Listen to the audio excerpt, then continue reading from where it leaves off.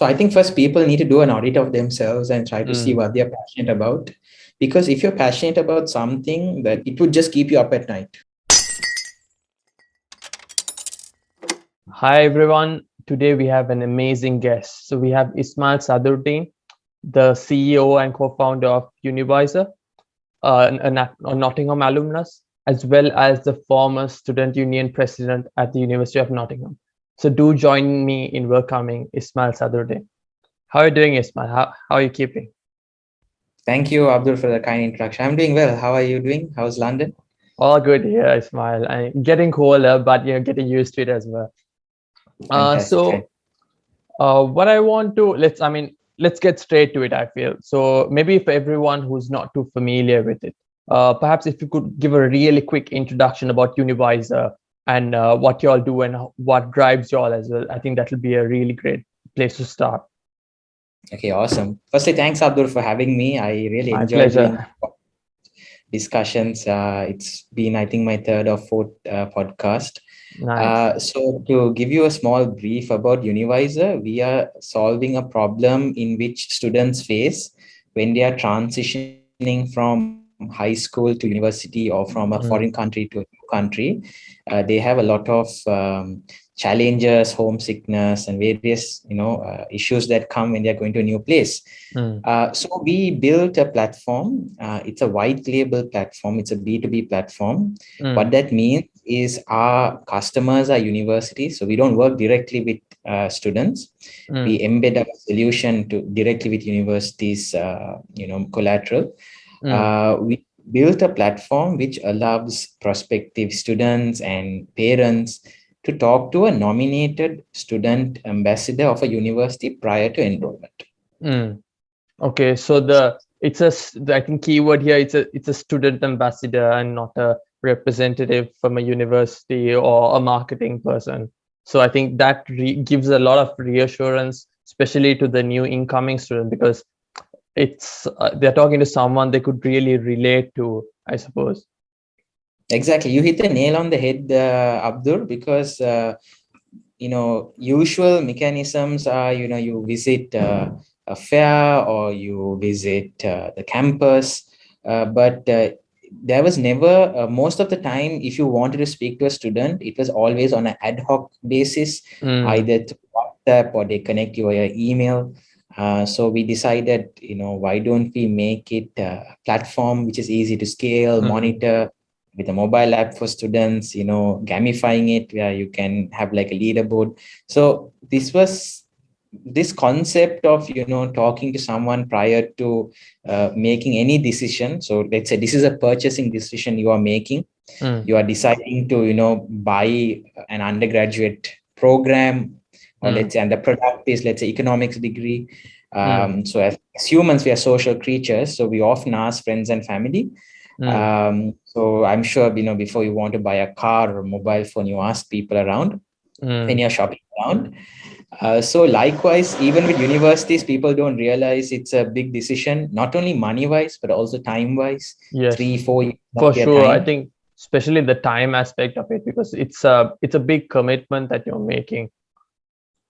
So we are trying to reduce the asymmetric information that's there when you're making this decision, and we are democratizing it in a way that, let's say, if you're from London and you want to study in a university in the UK, you are quite lucky. You have your friends, family, peer group of people who are already there. But let's say if you're coming from Sri Lanka, Zimbabwe, or Japan, you often do not have that luxury of knowing someone before you apply to university. So that's where we try to add value. Yes. I think that you covered several very important points, because I think everyone, consciously or unconsciously, before, let's just coming to the context of maybe outside universities, say a product. Nowadays, even before buying a phone, we go through so many reviews. We talk to people who have perhaps used the phone, and we make a very educated decision before eventually purchasing the product. And likewise, this is applicable to other products as well. But coming to the context about universities now, again, here a lot of people really, they do it. They talk to either their seniors, family, or friends of family who have gone to the university, maybe even a different course, just to understand how it was, And I think, like myself personally as well, I did that before I did my undergrad as well. So, and I felt that that was really helpful, just to feel really comfortable and kind of know what to expect. And certainly, I think another keyword that you dropped there was the democratization aspect of it, because not everyone may have the connections, may have the friends and family to be able to get that inside information, to essentially get that inside scoop. So I love how you mentioned how essentially by democratizing that entire peer-to-peer connection aspect of it to gain that information, I think that would really help a lot of people make better and more educated decisions when they are choosing their choice, like basically institute of education. So I think first and foremost, congratulations on that note. That itself is a market on its own, which of course I would say a need, because, and it's a growing market, I'm sure. Of course, like you all must have done a lot of work on that as well, and I'm really excited to see how Univisor will progress in the forward, because like in time to come, because like there's a lot of things happening, the economy is opening, so on and so forth. So I'm really excited about that, Ismail. Thanks, Abdur. And COVID has been a blessing in disguise for us, because recruitment has become 100% digital. Most of the traditional ways in which recruitment and admissions was done in previous years is no longer applicable now. And we've also seen this has been a huge disruption for traditional education models, because with the change in delivery models from hybrid to online, traditional universities not only compete within their local areas, they also compete with universities worldwide. Yes. Let's take your example. If you had decided to enroll into UCL previous year, you would be studying from Sri Completely Lanka. online, exactly. Online. So what makes you want to choose UCL, where you could have go to the US or go to Singapore, because it's online delivery method. So in that instant, it makes it very it makes it very important for universities, because sometimes you may see universities products or courses have become very commoditized. Let's say, for example, you want to get a British degree and you want to get a degree in, let's say, mathematics. In your mind, for someone who has never been to the UK, everything seems the same. Everyone's charged £25,000. Everyone's accommodation is the same. All the lecture panels are paid. So how do you make the decision? It's the same problem that people face when, let's say, you go to a supermarket and you want to buy a toothpaste. There's so many different. I mean, it's the same thing. End of the day, it's fluoride. But there's so much of different small changes, and it confuses the people. Spoiled by choice, essentially.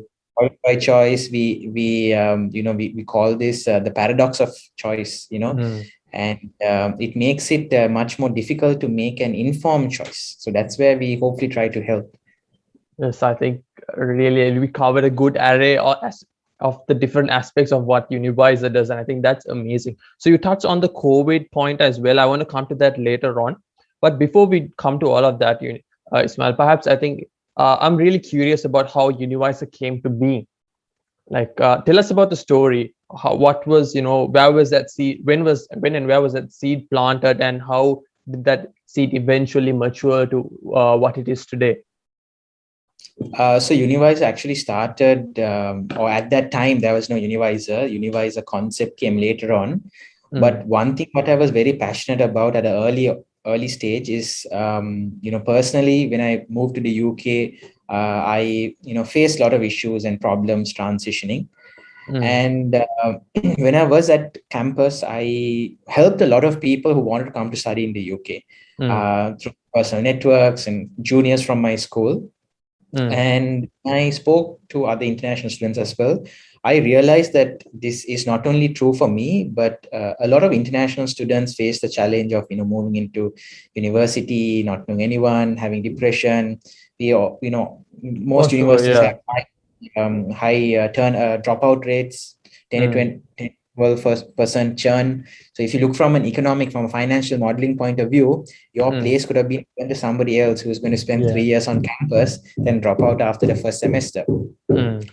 So fast forward 3 years, I got elected student union president at Nottingham University in the UK. I was the first non-British student to be elected, and I really wanted to do something for the international student community. We had one third of foreign students in our campus, and I thought, okay, why don't I create a program? Why don't I create like a peer mentoring program called Global Buddies, where we paired new students with student volunteers.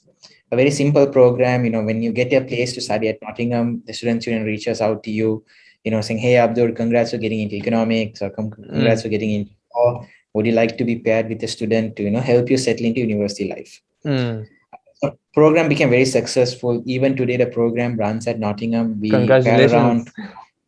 Yeah, thanks. We support around 2,500 students every year. The last time I checked, and it has just been there's just been a huge demand for that. So that was kind of like the first time my idea was validated. But still there was no Univisor at this time. Like only when I look back, because Steve Jobs says this very beautiful quote that you can only connect the Connect dots the dots looking. looking backwards. So still at that time I had no Univisor, nothing. I left UK. My first job right after university was for a tech company. So I worked as customer success for a Silicon Valley based company. And coming from a non-technical background, see, my background is in economics. I was really exposed to the world of technology, and I really enjoyed this. And in the back of my mind, I loved entrepreneurship. I loved technology. And I thought, okay, what can I do to merge my passion and my interest and the future? Because everything is digitally driven, everything major tech transformations. So when I was brainstorming one day, I decided this program what I did at Nottingham, we were having challenges of scalability, monitoring the bodies. There were a lot of pain points that was there, because I designed that entire program, sent in the papers, built out the blueprint to do it. So I was just talking with a friend of mine, said, look, did this in Nottingham. I feel we can combine some technology to it. And so that's how it initially started. I built an MVP. I built an MVP. I went and pitched to a customer in Sri Lanka, and they said, yeah, it's a really cool concept. We will buy it. And I also got selected for an accelerator program. I got about congratulations on that. I got about $10,000 from Sri Lankan taxpayer, and market support, various things. So this actually validated my hypothesis that I'm onto something. So these were the initial, initial building blocks of Univisor. Those little wins at the beginning. So those little things, because even at that time, I never knew whether there would be an actual market for this, or whether it would work, or whether there would be any uptake, or whether people would even pay you $1 for something of this sort. But one thing I realized is that we only use technology as an enablement tool. For example, let's say, the concept of moving money back and forth has been there since the longest time.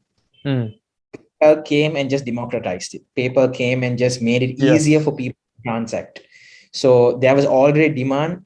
PayPal just, was able to ride on the wave. They were able to just capture.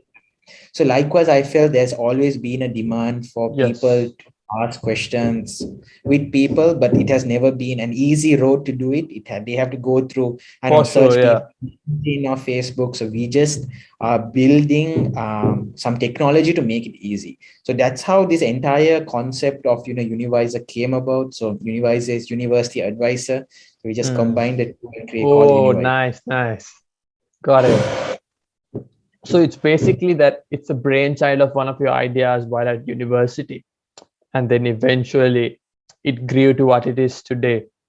Eventually, when I started, eventually it became a business, became a startup, because most of the cool products or most of the things that are out there, people don't say, I want to make money, I want to do business. What do I do? It's something which I think everyone has it. Passion is something which I did not know how to clearly define, but I heard this quote that said, passion is something you would do even when no one is looking, or even when you don't get paid.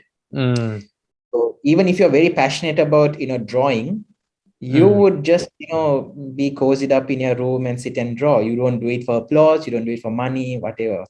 But over time, you realize, hey, hang on a minute, I'm really good at it. Someone willing to pay me money for it. Maybe I Yes. could create something out of it.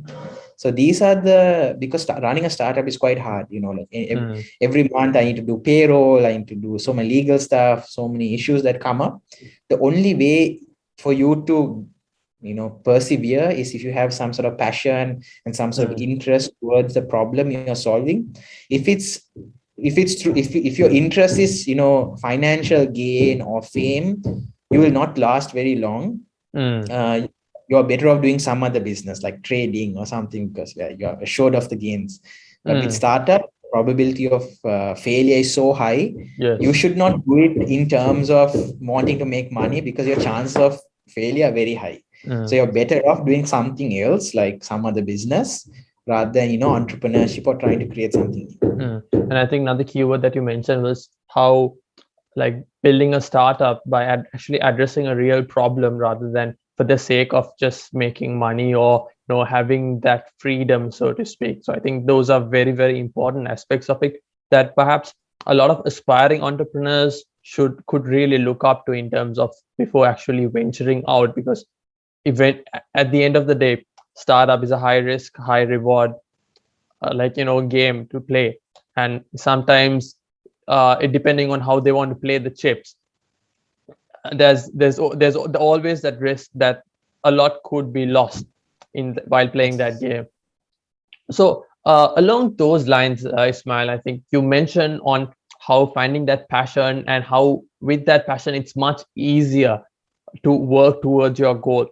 And you also touched on how there were several challenges as well. So perhaps let's just come to the passion aspect of it, and how important it was in terms of finding your team who have shared that same passion, who share that same goal, and how working with such a support system really helps. So I think it's something which kind of like, there is a saying that when the universe, helps you when you want to do something. And I feel that's very true. It's like, okay, since you come from a science background, actually, when you try to do something, some sort of reaction takes place, right? Likewise, if you try to do something, what you don't realize is that's your compounding effect taking place. When you talk to more people, when you go for fairs, when you feedback, without you realizing, that's compounding effect taking place. And someday can be few weeks, few months, few years, there would be an inflection point where all of these things, what you did, would somehow make sense and you would start moving forward. I think there's another saying along those lines: luck is opportunity plus years and years of preparation. Yes, I think you're right, because it's something which because like when you're creating something new, you don't have like a guidebook to follow. Your mentors could only help you to a certain point, because they can't see your vision, or they can't really see what's in your mind. So there are times where you just have to do things which doesn't necessarily make sense at that time, but you just have a sort of a belief that eventually it would pay off. Like when I was in school, I really loved MUN, Toastmasters, Interact. I just did it because I really loved it. But looking back, I'm really glad I did that, because it helped in my public speaking. It helped in my presentation, which in turn is helping me when I pitch for competitions, or even having this podcast with you, not feeling shy. Even when I was running for president, I was able to give speeches. I gave the graduating class speech in 2016. So at that time, I never realized what it would be useful for, but I just genuinely enjoyed doing it. So I feel the more random experiences one has, and those things, eventually when you decide to do something, you'll be able to see how you could transfer those skills and those knowledge, and also the context which you have built in those settings. University, the friends you make at university, you meet them because you share some common interest. Either you're from club, society, or same course, and it forms into something, because when you want to get something done from people, like you work with people who may not necessarily have the answer, but who have the capability of doing something. Or perhaps even know the people who may be able to help you. Exactly, because like even from an investor mind, points that people don't necessarily invest at a very early stage at the product or idea. They invest in the people for the fact that, okay, this person has a good track record of doing something out of nothing, or he'll be not take my money and run away, but even when they're going, when it gets tough, this guy will be, or be able to try his best to deliver on what he has proposed. So that's one thing what I realized, because when you hire people, even when I hire people for my team, I don't necessarily hire someone for today's requirement, but I hire someone for their skills, attitude, their willingness to learn. Because as a startup, it's always changing every day. Our product is going through so many iterations. There's so many things. This person who I am hiring today should be able to change himself in about 6 months' time or 1 year time, to be able to take on that challenge and to grow together. No point hiring for today's requirement, because that requirement may be lasting only a few months. But if this person is not capable to perform in a few years' time, he's not someone which we should hire. Basically, that willingness to learn, to absorb like a sponge, and of course, sharing that common vision as well, and eventually growing together, so to speak. Yes, correct.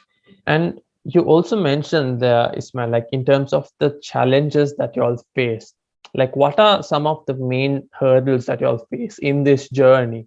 And then how did you all overcome them together? So, I mean, every day is like firefighting, every day there's so many challenges that come. I think one of the biggest challenges which I faced before starting Univisor was the fact that I don't come from a technology background. I don't know how to code, so I come from an economics background. So there was a lot of, people around me saying, hey, you studied economics, how are you going to run a startup, tech company, a technical co-founder.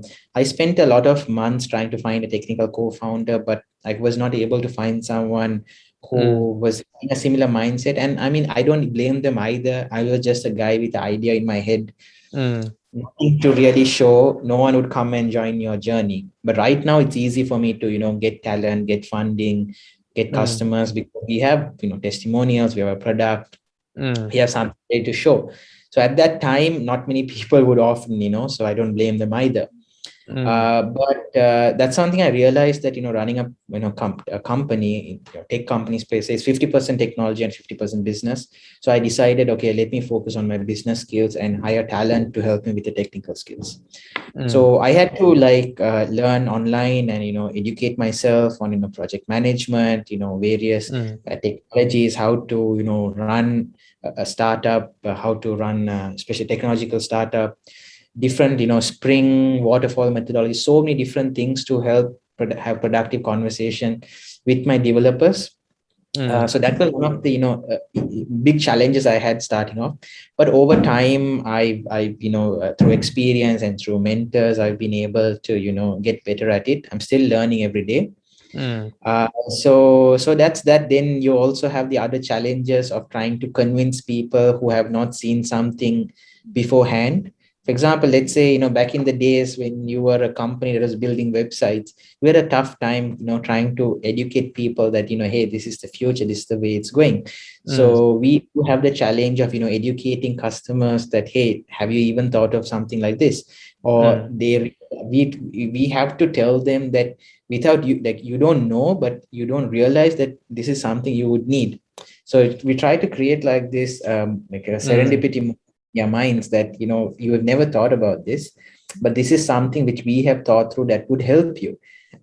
So often getting the first meeting with people, following up, it's a B2B sale, so we have long cycles before we close the deal. So you need to be constantly pursuing, following up, having the same energy you had as your first meeting. That's why I say you need to be passionate, because there are times when you have to take calls at night. It's, so if you're not passionate, you won't do it. Within Yeah. 2-3 calls, you'll be like, no, I'm fine. I don't want to work with this. And certainly, like, the giving you that extra bit of gas, that reserve tank when the going gets tough, because it's always easy to switch off, and Yes.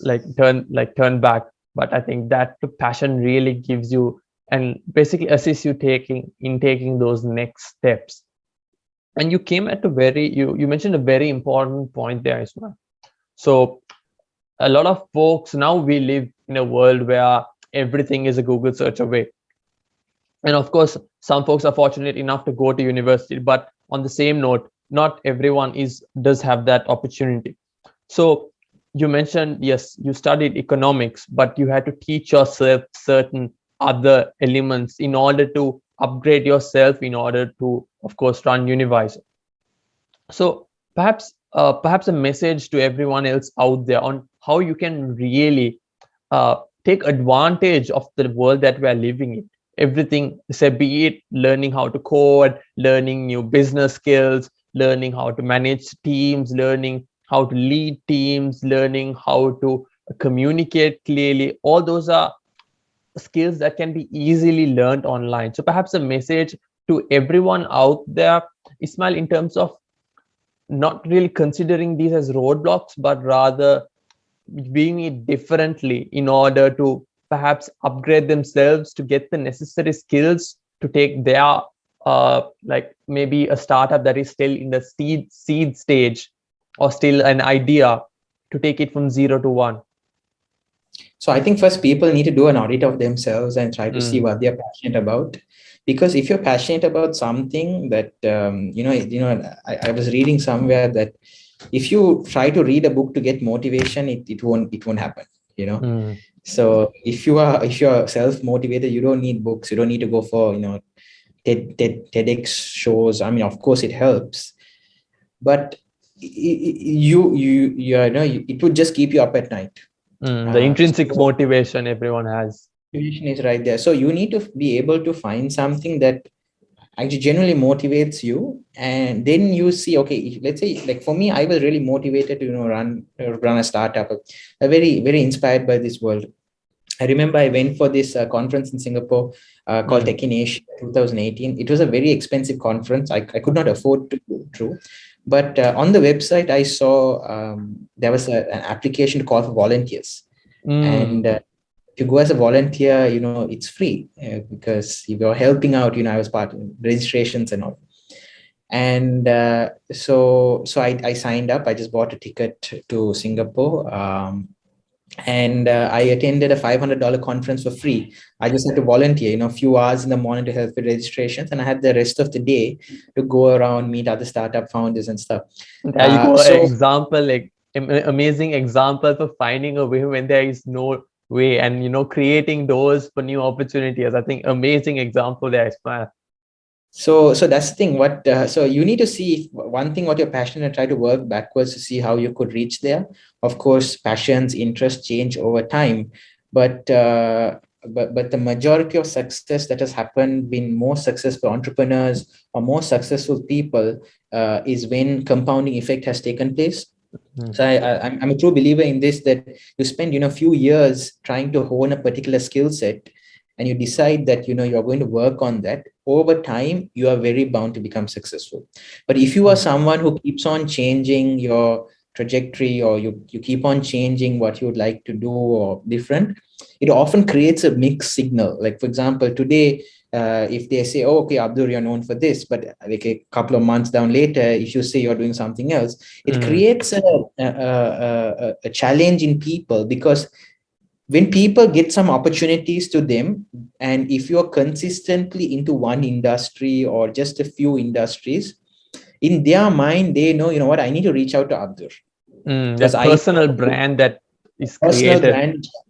brand. So if you can try to establish that early, and if you could work on that over time, I feel that there's a lot of benefits that would accrue in 10, 15, even 20 years time. I think, yeah, we touched on several very, very important points, guys, man. I think certainly the how we pick up these skills in our respective journeys really adds on to our experience, which will eventually be useful come the opportunity, so that we are able to take advantage of that respective opportunity. So you mentioned earlier as well, Ismail, how your experience in Nottingham, your experience in college really helped in terms of nurturing you to who you are today.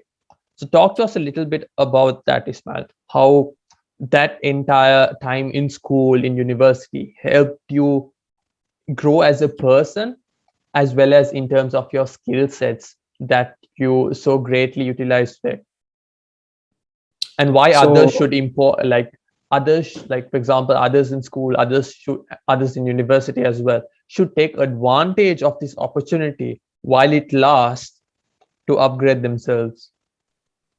okay, so so I saw this quote from Jack Ma, Mm, where he said that he told his son that I don't want you to be in the top of the class.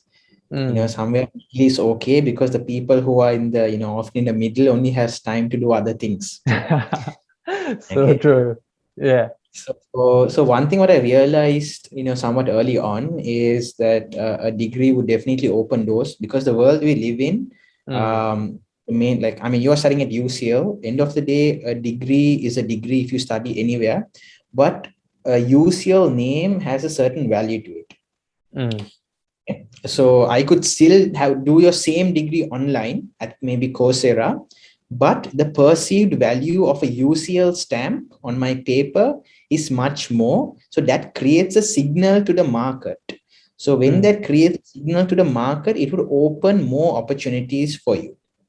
For example, if I just get, without knowing any background of you, if I just get a CV from UCL and let's say from Coursera, definitely it creates a sort of a bias on my mind that, okay, I need to speak to this student because of the value, or which of the perceived value which UCL has built over time. So that's one of the reasons, why colleges even still exist today, and why online courses hasn't really picked up as much, because we do not have a like a mechanism to really, create that sort of perceived value yet. mm, So for me, I thought, I am going to be in university for a very short time. mm. There are so many opportunities here, which we do not get back home, like for example, gliding, you Yeah. know, there's so many opportunities which we cannot do. So I was like, this is the best time for me to do it. Mm, And again, I just did it because I really was genuinely interested to do it. And I just wanted to try so many things outside of the classroom. So mm, what I would do is I would try to select my modules where I would have like, try to keep like Thursday or Friday free as much as possible, mm, and put all my lectures on like just a couple of days. So I have more time like over the weekends, to go hiking or to go traveling to Europe or something mm, of this sort. Because I thought I could learn more outside the classroom than within the classroom. Because in mm, classrooms, you learn a lot of technical skills.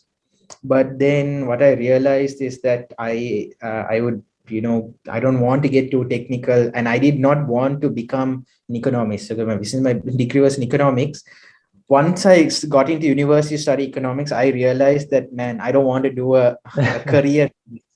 So for mm, me, a degree in economics was good to have, but I did not want to do a career in this. So I mm. decided, kind of relax a bit and do other things. That's why I had a lot of time to, do uh, other things. I did not want to do, like, even if I was going back to school, I would not do a master's in economics. It'd probably be something else.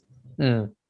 Understood. And in terms of like the value of doing other extracurricular activities, Ismail, in terms of like be it sports, be it in clubs or societies, be it in terms of Toastmasters, public speaking, and all of that, how does that really help, say, any aspiring entrepreneur for that matter? Yeah, so you need to have a combination of some sort of technical skills, and I mean unless you're a self-taught developer or coder, Mm, like I said, because degrees end of the day signal, they create some sort of signal in the market.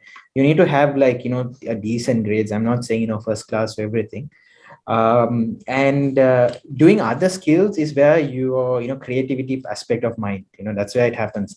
Because mm, most of the low skill, the low paying jobs are all going to be automated. So a mm, skill that would be needed in the future is creative thinking, problem solving. So these often happens when you do various like varied things. I don't know, play cricket, then you need to have to strategize how to win against your opponent, how to put a extra, these things. So these things are often learned outside of the classroom, and this is what helps you grow as a person as well. Humans, we are social creatures. We always have to be with a group of people. When you're a group of people, more conversations happen, and when more conversation happens, more ideas happen. Because the thing is, everything you see around you is like someone's idea or someone's thought. So if I had just kept the idea of Univisor just to myself, I would not have got to where I am today. A lot of people are scared to talk about the ideas. But even this, conversation we're having right now is by the Zoom founder. He had an idea to make communication much easier, because he was having a long distance relationship with his girlfriend, and he found Skype very difficult to use at the time. So he decided, I could do something better to keep in touch with my girlfriend. So who is his current wife now? So he just had a simple idea in his mind, and due to COVID, it really bombed basically. Boomed. So the more ideas you have, you need to share it with people, and you get ideas when you do a lot of random things. Unless you want to get into academia, I feel that you shouldn't spend a lot of time just behind books, because books is written. When you learn about, especially in the UK education system, you're just learning what something has already been developed. They do not teach you something which you can do in the future. So that's the difference between education. It's like history. You learn always past events. There's nothing to teach you about the future. But what are the soft skills and various things that you learn that only will be useful for you in the future? Certainly. I think several good points there for everyone out there as well. Thanks for that, Ismail. And then maybe almost wrapping up as well, what I want to ask is, so what's the dream, Ismail? What's the dream for Univisor? So to add, to help more students worldwide who are making this, transition from school to university, high school to university, to make it much easier. And when I was in Nottingham, I saw personally the huge amount of counseling and therapy demand amongst international students. And that often could be addressed at the root cause analysis. If they have some sort of help before they come. Universities often do a good job in marketing campuses like they are the place to be, but not good. Once Freshers Week is over, that's when reality, deadlines, and coursework hit. And counseling is like a zero-sum game, where the more people you put, the more demand that's going to be. It's similar to expanding roads. The bigger you make roads, there's going to be more cars.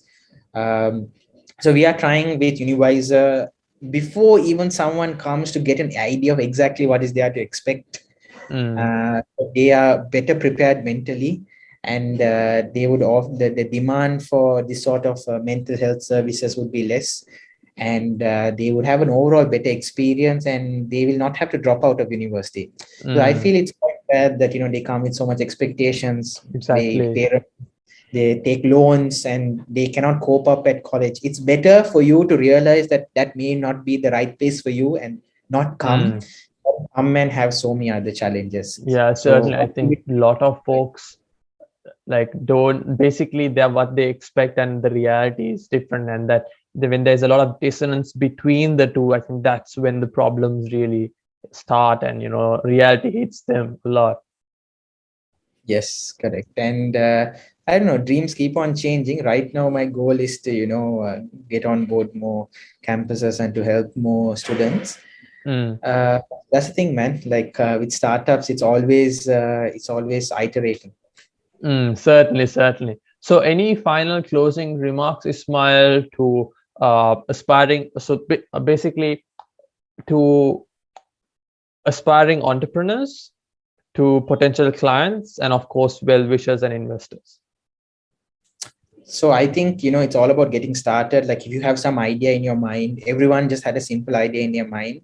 like when I reflect on my last 2 3 years journey, I'm like, oh, I just thank God I acted upon my idea, because Mm. when you act on something, only you never know where it would lead to. Mm. And so I would like also take this moment to congratulate you as well for Oh, starting your thank you. podcast series, because it's quite it's a big step to start something and to create Mm. something. So kudos to you, and I wish you more and more success Thank you, to Ismail. I appreciate it. podcast in a really awesome series going forward. Likewise. Thanks a lot for that, Ismail. And then, how about perhaps for any potential well-wishers and other people who may want to get to know about more about Univisor? Where could they find you, Ismail? I'll drop the links in the description below as well. So where could they find you? Just tell us a little bit about that as well. Our website is www.univisor.io. Feel free to reach out to me via email as well. It's ismail@univisor.io or hello@univisor.io.